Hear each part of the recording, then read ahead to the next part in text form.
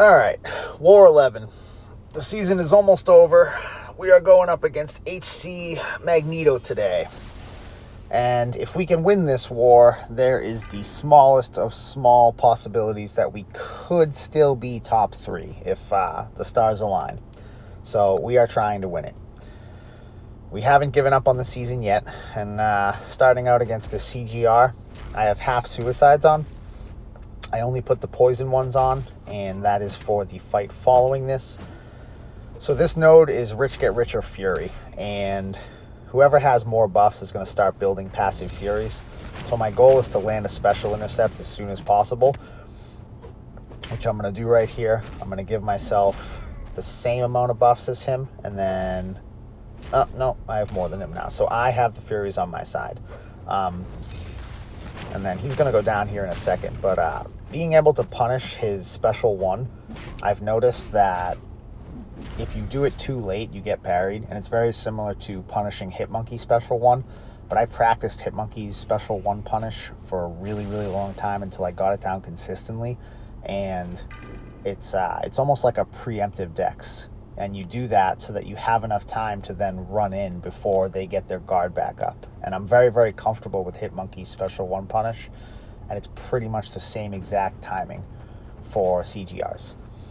So this is the fight that I didn't want to have bleed suicides on for, because the node, if you have a debuff on you, it will give her something like a 480% fury, and because she is a mystic defender, I did not want to trigger dex for this fight. So I knew that I was going to be blocking her specials, and if she had that fury, it was going to deal a lot of damage through block. So I have an invuln on because I knew that I was going to use one for this fight anyway, so I put it on before the CGR fight, and my plan was if she wants to throw specials, go for it. If she doesn't, I don't care. I'm going to push her to special 3. It actually worked out that she really didn't want to throw specials, because if she had thrown them earlier in the fight, she would have debuffed me earlier, and that would have given her the fury. So right here, she's going to drop this special 3, and it's going to put an armor break on me, and it's going to give her the fury. And then she's going to throw a special 1, and I'm going to block it, and that single special block is going to do like something like 20% damage just through my block. So I'm very glad that she did not get the fury earlier in the fight. I would have had to have started dexing stuff. But she's going to go down here with this special 2. I think it ends up being like a 70k special 2. That's pretty impressive from Anti-Venom there. So moving into section 2, I have this Cersei, and she's on Rich Get Richer Powergain. Now, I don't have Odin pre-fights this time, but I was supposed to use them last war, and I forgot, and it ended up working out. So when I asked my officers if I could swap out Venom Pool for Hercules, they reminded me that I wasn't going to have the pre-fights for this fight, and then I reminded them that I forgot them last war anyway. So they were cool with it. They trusted me to make that call, and I definitely feel more comfortable taking this Cersei with Hercules than Venom Pool. Venom Pool is definitely very capable of doing it, but it would be a much longer fight with a lot more room for error with Venom Pool.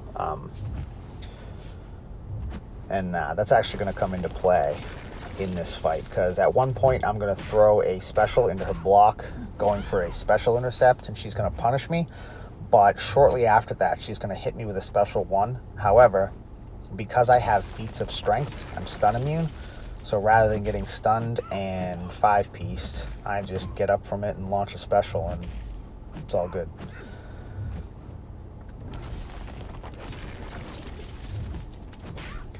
So right here, I land a special intercept from the corner, and then I'm going to back up in a second, and I think I'm going to go for it again. I'm trying to bait out a special from her before I go for it. She throws it. I thought she was going to come running back in, man. I threw that way too soon. So I lose my invuln here, and now I'm trying to bait out a special. I see that I have Rich Get Richer on my side, so my power's going up. So I'm trying to bait out this special because I know it's going to get me to a special 3. But she just doesn't want to throw it. And then she backs me into a corner. And right there, I thought I dexed it, but nothing happened. I got hit with it. But that actually ended up giving me a persistent charge, and it triggered his muscles. So I threw my special 3, and she went down. Easy peasy. And then next up, I have this Taskmaster on the same node. But I'm pretty positive that Taskmaster doesn't get buffs.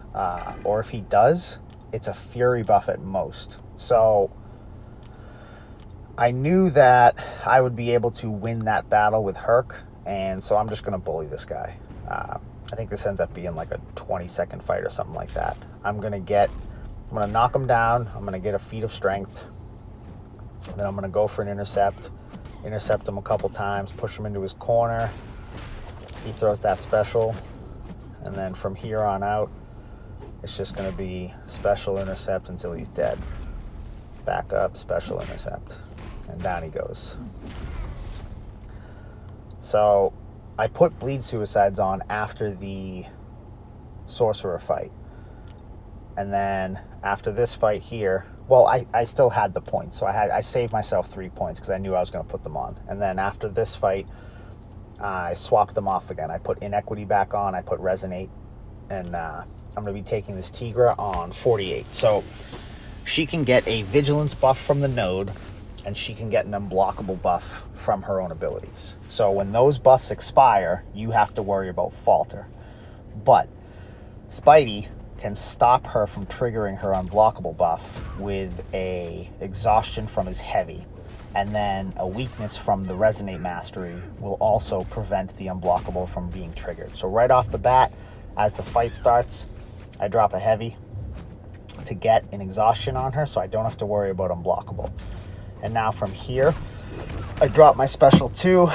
It brings me back to a special 1, which gives her a Vigilance buff, and I see that she has it. So I know that when it runs out, I need to heavy her. So right there, it ran out. I saw she threw a special, so I counter the special with a heavy, puts the Falter on her, drop another special 2, and she's pretty much in the bag, but I get a special 1 again here, and so I see that she gets a Vigilance buff. And before I go for it and try to kill her, I want to bait this special out, but I see the Vigilance buff expire, so I just go for it. I figured that if I launched my special after a 5-piece, it would drop her, and it ends up doing it. So she goes down there safely. I'm glad I didn't push her to a special 3. That would have sucked. All right, and last up here, I have Mangog on 54. This is a pretty standard fight for me now. Whenever Spidey's not banned and Mangog is here, I look at the map, and I just instantly know that I'm going to be doing it with Spidey. So right off the bat, no Mr. F pre-fights. They stopped giving them to me, which is fine. I don't actually need them now that I'm pretty used to Spidey and how to actually play this fight.